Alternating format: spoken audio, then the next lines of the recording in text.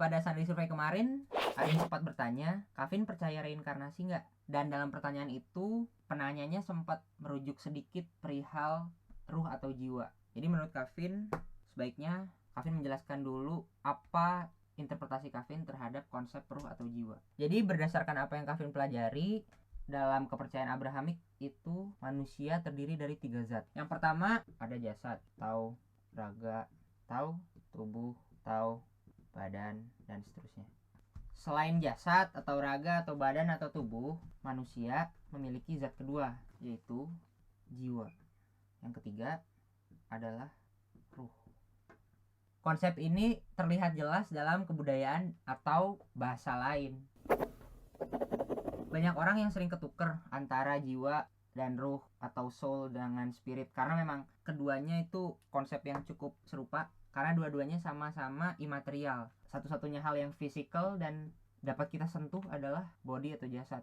Namun ini dua memang ada bedanya. Yang pertama, soul atau jiwa itu isinya ada mind, perasaan kita, keinginan, kepribadian.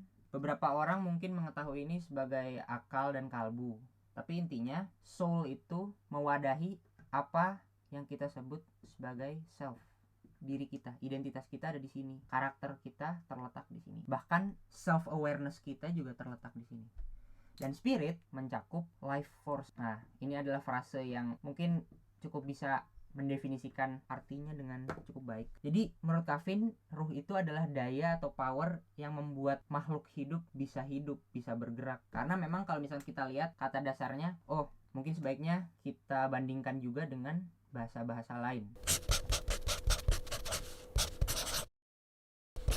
Kata lain dari soul dan spirit adalah nafs dan ruh, atau dalam bahasa Yunani. Sekarang bedanya kedua aspek ini apa? Karena seperti apa yang telah kita ketahui, maka apabila aku telah menyempurnakan kejadiannya dan telah meniupkan ke dalamnya ruh ciptaanku. Jadi ini adalah zat yang dihembuskan oleh Tuhan, yang memberi makhluk hidup dayanya, yang memberi mereka energi untuk hidup, untuk bergerak, untuk menjalani kehidupannya.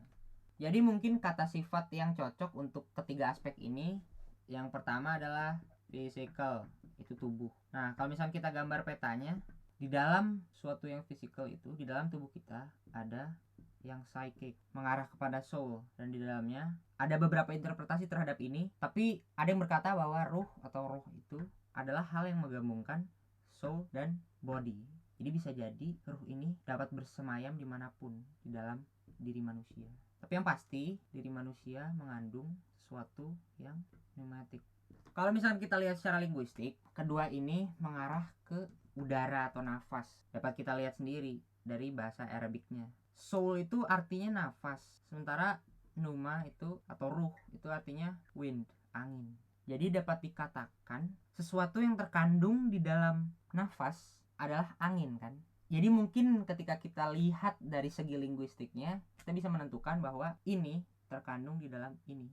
Karena nafas itu menghasilkan angin, atau angin terkandung di dalam nafas. Line of thinkingnya seperti itu. Bagaimana kalau masalah kematian? Seperti yang kita tahu, jasad itu bisa mati physically dan dikubur, atau mungkin dalam seremoni burial yang lain. Tapi apakah soul dan spirit itu bisa mati? Hal-hal yang imaterial. Bila seseorang memiliki jiwa yang mati, ya sebenarnya saya juga nggak tahu karena saya nggak pernah merasakannya. Namun dari yang saya baca bisa jadi seseorang tersebut mengalami apa yang namanya ego death. Jadi ego mereka, self mereka itu mati, dimana mereka tidak bisa merasakan lagi proses subjektif atau persepsi. Dalam psikologi analitis ini disebut sebagai psychic death, karena memang ini terjadi pada psyche-nya. Atau mungkin konsep serupa adalah derealization. Jadi kedua konsep ini sebenarnya sangat menarik untuk dibaca. Mati yang tadi saya sebutkan adalah mati in a sense bahwa mati itu adalah tidak aktif. Tapi kalau misalkan jiwanya benar-benar literally mati atau memang non-existent di dalam seseorang tersebut, ya saya nggak kebayang sih apa jadinya manusia tanpa consciousness. Apakah ini adalah hanya jiwa yang tidak aktif, bukan jiwa yang mati? Kalau jiwa yang mati apakah lebih ekstrim? Saya juga tidak tahu. Tapi yang pasti ranah ini adalah ranah psyche. Kalau misalkan kita ngomongin sesuatu yang pneumatik, in the other hand, konsep kematian ruh di sini mungkin memiliki sense yang berbeda dengan konsep kematian jiwa. Sebenarnya theoretically kalau misalkan ruh dan jiwanya mati, otomatis yang terjadi hanyalah jasadnya. Namun dengan konsep afterlife, mereka kan tidak mati, mereka hanya ditransfer di luar jasadnya. Apa yang terjadi bila mereka berdua mati? Jangan-jangan ruh tidak bisa mati karena dia adalah daya hidup, life force.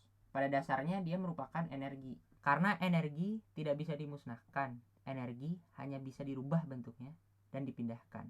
Ini ada hubungannya dengan pertanyaan sebelumnya. Apakah dari zaman Nabi Adam para energi itu numpuk? Karena memang energi tidak bisa dimusnahkan. Jadi mungkin konsep itu yang membawa pertanyaan ini ke arah situ. Ingat kutipan sebelumnya, maka apabila aku telah menyempurnakan kejadiannya dan telah meniupkan ke dalamnya ruh ciptaanku. Dari yang saya perhatikan, kata-kata ciptaan itu, ada beberapa orang yang tidak melihat kata ini sama sekali. Sehingga kutipan yang akan muncul adalah, maka apabila aku telah menyempurnakan kejadiannya dan telah meniupkan ke dalamnya ruhku. Ini dapat berarti beberapa hal. Ruhku dapat berarti ruh ciptaannya atau ruhnya secara harfiah. Jadi itu bukan miliknya tapi bagian darinya. Konsep ini mungkin terkesan sedikit far-fetched, tapi ada beberapa orang yang menyimpulkan hal inilah yang memang benar-benar terjadi. Statement ini diperkuat dengan kata-kata, engkaulah sumber kehidupan. Sumber kehidupan. Camkan kata-kata tersebut.